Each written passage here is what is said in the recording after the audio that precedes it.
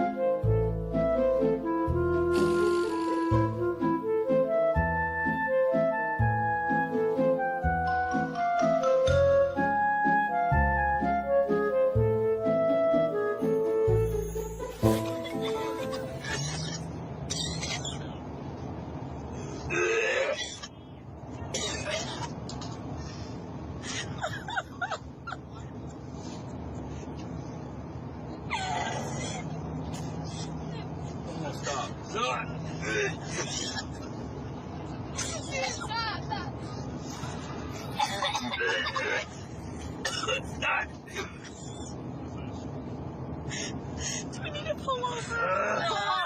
Put the bag away.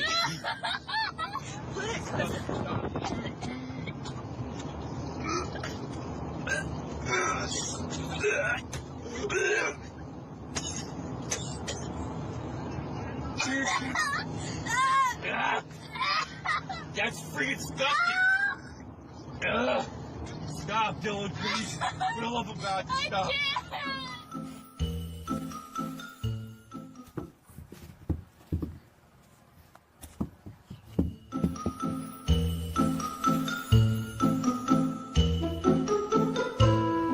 Culture-bound syndrome is a disorder that is unique to a particular group.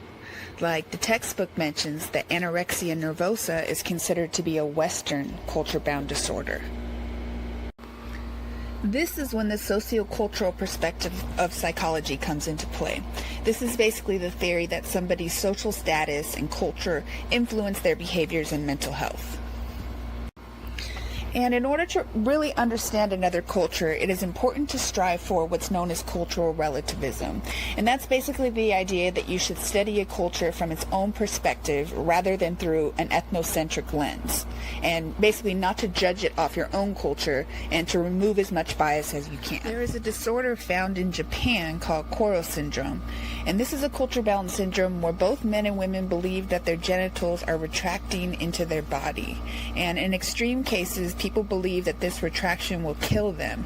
So they go to great lengths to try and stop it, like by putting metal clamps on their genitals to keep them from retracting back into their abdomens. And in India, there's what's known as DAT syndrome, or DAT syndrome, I'm not sure, which is the belief that one is losing their sperm when they urinate. And this is pretty interesting because this fear is said to have somatic symptoms as well. I'm sure you've heard of the phrase running amok, and that actually has its origins from a culture-bound syndrome in Malaysia called amok, which is when somebody broods and then goes on a violent, sometimes even homicidal rage, followed by amnesia. And in Alaska, natives have reported what's known as Arctic hysteria. And this disorder consists of an abrupt, dissociative episode with 4 phases: social withdrawal, excitement, convulsions and stupor, and then recovery. And I think it's important to mention that, of course, psychologists don't really agree on whether culture-bound syndromes are actually a thing or if they're just typical disorders with cultural variables. Psychologists seem to be divided into 3 schools of thought on the matter. Absolutism is the belief that humanity is the same across all cultures. Relativism asserts that all psychological constructs are created and therefore culturally influenced and variable. And universalism is basically the middle ground between the two and says that yes, psychological variables are shared, but culture still has an influence. I wanted to cover bipolar disorder in this video because I have personal experience dealing with it. I was diagnosed as a teenager, but it really took a long time to find the right treatments. And that's not unique to me. A lot of people who suffer from a mental illness go through this. As you probably know after taking this class, hopefully, mental health therapies are vast and there is never one cure that is going to work for everyone. It really comes down to trial and error. I had a really typical childhood. I had a nuclear family, a mom, dad, brother, me, and a dog and a cat. I played sports and I had an active social life. Things got iffy in high school. I had my first symptoms. It started with what we thought was typical depression. My medical doctor, who I guess was a pediatrician at that time, prescribed me antidepressants and figured it was just teenage depression. About a month after I started taking the pills, I thought that they were working because that's usually how long they take to kick in, and I started feeling pretty good. And then I started feeling great, and then I started feeling manic. It got to the point that I was barely sleeping at all. And after that, I was right back to a depressed state, the worst I had ever felt, and was basically suicidal, but I didn't even have the energy to get out of bed and accomplish that. Looking back though, hitting rock bottom was a blessing because I finally got the right diagnosis and was able to get treatments that were going to target what was actually wrong with me. And I continued to struggle a little bit, but I did graduate high school. It just took a long time to get the right combination of treatments that worked for me. Now I'm able to handle the stress of both school and work, and being bipolar isn't really something that I think about every single day. I'm not trying to say it's easy, but once I learned how to manage the symptoms, my life got better. We all have struggles, and this just happens to be mine. I don't think it's that much different than, say, you having a bum knee and having to kind of work your life around that.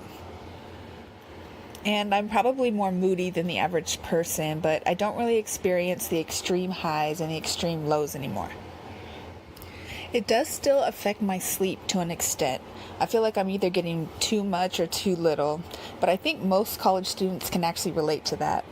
And I've just had to learn to know my limits. For example, I don't drink because I found out that sends me into depression pretty quick.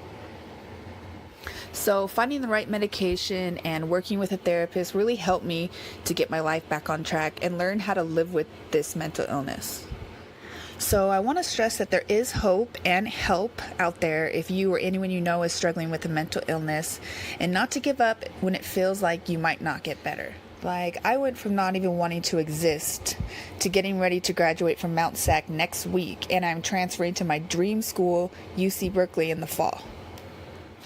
So I'm just trying to say that having a mental illness doesn't have to define you or dictate your life. It can be hard to get the right treatments and to figure out how to manage everything, but it's possible and it's worth it. And if you need help, go get some.